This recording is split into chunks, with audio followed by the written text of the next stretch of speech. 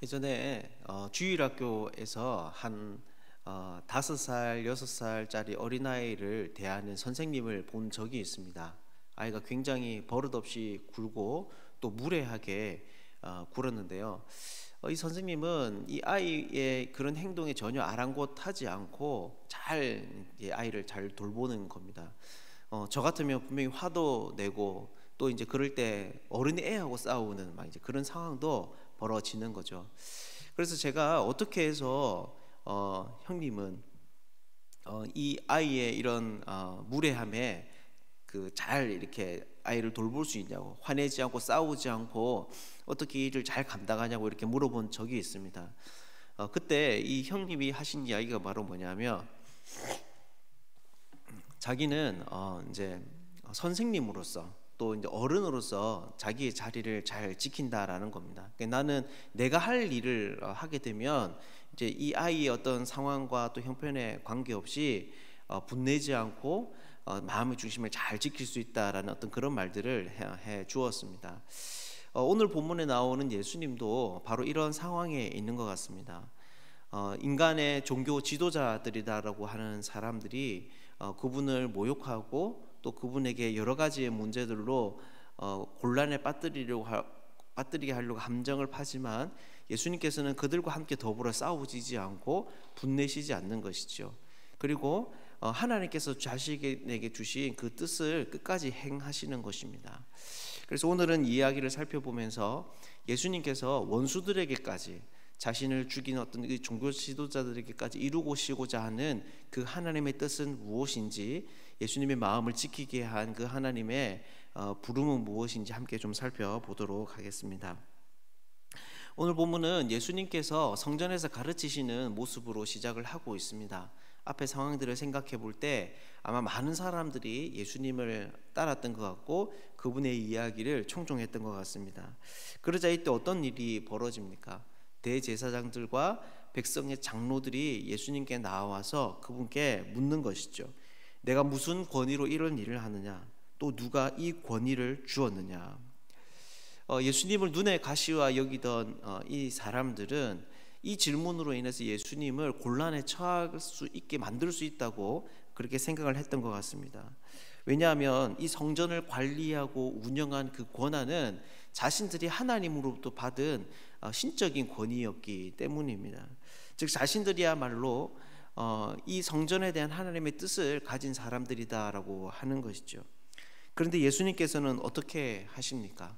굉장히 지혜롭게 대답합니다. 바로 세례 요한의 세례가 하늘로부터 왔는지 사람으로부터 왔는지 너희가 먼저 대답을 하면 본인도 나도 대답을 하시겠다라고 하는 겁니다. 그런데 예수님의 이러한 대답에는 정말 중요한 노림수가 있었습니다. 이 대답이 가지는 의미의 첫 번째는 바로 종교 지도자들의 계략을 간파하시고 자기를 보호하는 것이었습니다. 왜냐하면 예수님께서 만약에 이 권위에 대한 질문에 자신의 권위로 이런 일을 한다라고 하면 기존에 그 사회가 가지고 있던 질서를 무너뜨리는 일이 되는 것이고, 또 하나님으로부터 왔다라고 하면 하나님을 모독하는 일이 되기 때문입니다. 그런데 그렇다고 해서 이것은 그 사람들의 질문을 회피하는 것은 아니었습니다. 왜냐하면 세례 요한은 예수님을 하나님의 아들이라고 증언한 사람이었기 때문입니다. 그래서 예수님께서 이 세례 요한을 통해서 다시 질문을 한다는 것 자체가 종교 지도자들의 질문으로 대답하는 것이라고 우리가 볼 수 있는 거죠. 그리고 두 번째로 이러한 예수님의 말씀은 종교 지도자들의 정체를 드러내는 일이었습니다. 예수님께서 이렇게 질문하시자 그들이 어떻게 대답을 합니까? 그들도 예수님의 이런 의도를 간파하고 고민하기 시작합니다. 왜냐하면 이 세례 요한의 이 세례가 하늘로부터 왔다라고 하면 왜 세례 요한을 믿지 않았느냐라고 추궁을 당할 수가 있고, 또 만약에 사람으로부터 왔다라고 하면 세례 요한을 굉장히 인정하던 그 당시 백성들로부터 지지를 잃을 수 있기 때문입니다. 그래서 그들은 그 어느 쪽도 선택하지 않고 모르겠다라고 대답을 합니다. 여러분, 이것이 무슨 말입니까? 바로 이런 종교 지도자들은 스스로 이 성전에 대한 권한이 하나님으로부터 온 신적인 것이라고 이야기를 하지만 실제로는 자기들이 가진 것은 종교 권력이었다라고 하는 것입니다. 그래서 이들은 사람들을 무서워하고 있고 또 논쟁에서 패배하는 것을 두려워하고 있습니다. 왜냐하면 자신들이 가진 것은 종교적인 권력이기 때문에 이러한 요소들이 자기의 권세를 흔들 수 있었기 때문입니다. 그런데 여러분, 예수님께서 원하시는 것은 단지 그들의 문제를 들추어내는 것이 아니었습니다. 그들과의 논쟁에서 이기는 것이 예수님의 목적이 아니었던 것이죠. 예수님께서는 이 과정을 통해서 오히려 그들에게 깨닫게 하기를 원하시는 하나님의 뜻이 있었습니다. 여러분, 그렇다면 그것이 무엇일까요? 이것을 알기 위해서는 오늘 본문에 나오는 그 이후의 비유를 좀 살펴볼 필요가 있습니다. 여러분, 그 비유가 무엇입니까? 어떤 사람에게 두 아들이 있었습니다. 이 사람은 어느 날 첫째 아들에게 포도원에 가서 좀 일을 할 것을 부탁을 했습니다. 그런데 이 첫째 아들이 어떻게 합니까? 아버지의 그 요청에 흔쾌히 대답하는 것이죠. 네, 제가 그렇게 하겠습니다. 하지만 이 아들은 실제로 그 포도원 밭에 가지 않습니다. 말만 뻔질을 했던 것이죠. 그리고 둘째 아들이 있습니다. 이 둘째 아들에게도 아버지가 요청을 했습니다. 아마 밭에 일이 좀 많았던 것 같습니다. 하지만 둘째 아들은 어떻게 합니까? 아버지의 마음을 좀 힘들게 합니다. 거절하는 것이죠. 자기에게 중요한 일이 있을 수도 있고 또 그냥 자기가 그 일들이 하기가 버거웠을 수도 있습니다. 하지만 결국에는 어떻게 합니까? 자기의 불순종을 뉘우치고 아버지의 뜻을 따라서 포도원에 가서 일을 합니다. 이 이야기를 하신 후 예수님은 그들에게 질문을 던집니다. 과연 이들 중에 누가 아버지의 뜻대로 행한 자냐라는 것입니다. 그러자 이들이 어떻게 대답을 합니까? 둘째 아들이니다 라고 곧바로 대답을 합니다. 여러분, 그렇다면 이 이야기가 의미하는 바가 여러분 무엇이겠습니까? 이것이 담아내고 있는 교훈이 여러분 어떤 것일까요? 바로 하나님의 뜻대로 사는 것은 그분에 대한 순종은 말이 아니라 행동에 있다는 것입니다.